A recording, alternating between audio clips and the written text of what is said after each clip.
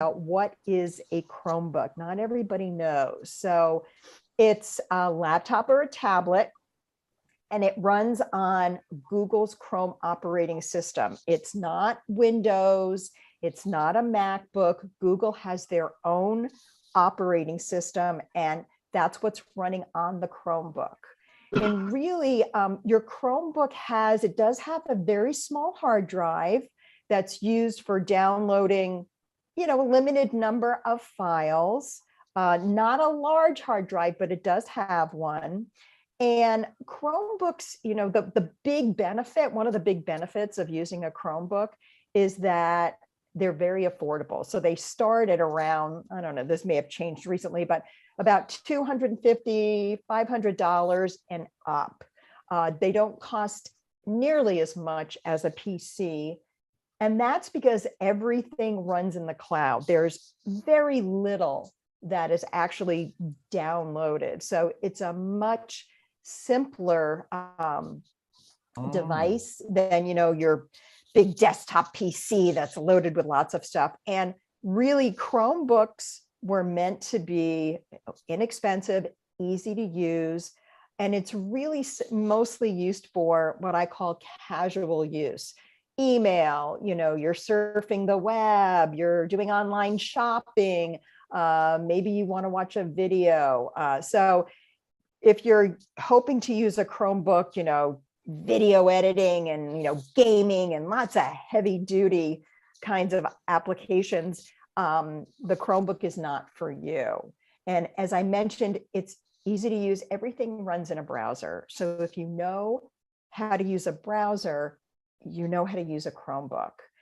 And the other big benefit of a Chromebook is that you can have multiple user profiles logging into a single Chromebook. So if it's, you and a spouse or the grandkids, or, there's other family members living in the house, you can have one Chromebook, and then multiple users can set up their profiles and they can log in. They don't see anyone else's information. And so that's what a Chromebook is.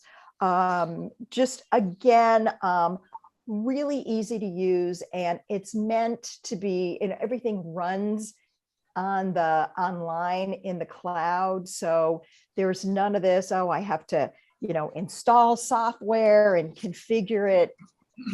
No, that's not how this works. So that's what a Chromebook is. Now, when it comes to Chromebook components, I have an HP Chromebook. It's a laptop that can convert to a tablet. So I actually have a touch screen on mine. You may have different models of Chromebooks. There's different manufacturers, Samsung, Acer, they're all over the place. So when I talk about Chromebook components, most of them have the same components, but what you may see is that where I have ports, on, off, volume controls, come back. Some models may have them on the left side, some may have them on the right side. So they're just sometimes located on different sides of your laptop. But, you're going to have at the bottom, this is where your keyboard is. You'll have a touchpad as part of this keyboard, again, on the left and right sides of that bottom portion, where your keyboard is, that's where you'll have ports, on, off, volume controls. I have a touch screen on mine. Very often this is a touch screen. And then there's your camera right up top there. So these are the general components of your Chromebook. Again, my particular Chromebook, actually, I can fold it all the way back and convert it into a touch screen, a tablet if I wanted to. And so each one is going to be just a little bit different, but this will help get you started. So how do you log on to your Chromebook? So what's really nice with the Chromebooks is you open up your Chromebook laptop, and as soon as you open up the top, it takes just a few seconds where it starts up for you. really nice. And then you have some options here. And Peter from the lounge, I understand Chromebook has a slot for an SD card. Where would that be? That's a really great question. And it's going to depend, Peter, on the manufacturer and the model. It's going to be on either one of these sides over here, on the left side or on the right side. It really depends on the model and the manufacturer. So I'm on an HP. You may be on a different manufacturer, but it will be on either the left side or the right side of the bottom, where the bottom tray where the computer, the keyboard lives. So logging on to your account, when you first open up your Chromebook, because it's runs on a Google operating system, you will be asked, you have the option to log on with your Google account name and password.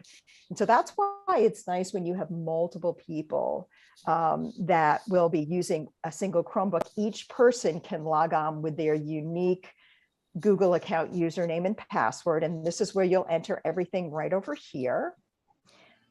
But also know that there is something called browse as a guest. It's, I'm circling it right down there, browse as a guest.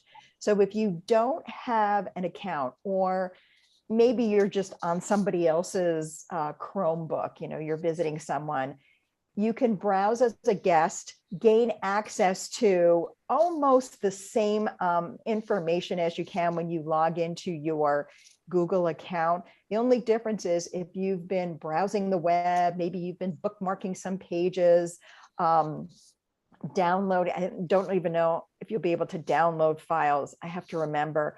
But as soon as you close out, shut down, none of the pages that you've bookmarked will be saved. So you're a little bit more limited when you use the browse as a guest, but you can still do mostly everything you can when you log in with your Google user ID. And down here on the main screen where it says add a person, this is where you can create your multiple user profiles. So who else is going to be using this? And Karen says, my opening screen doesn't have browse as a guest. Interesting. Okay. And Karen, if you've already logged in to your Chromebook, it won't have this information down at the bottom here. It's when you first open up your laptop screen that you see it. But and that's what I did, but it's not there. Okay, it isn't there. All right. When did you purchase your Chromebook? About a month or two ago. All right, so it's new. Yeah. All right. Let me see if I can find out information here. Again, I'm on an HP, and so let's see if I can find out for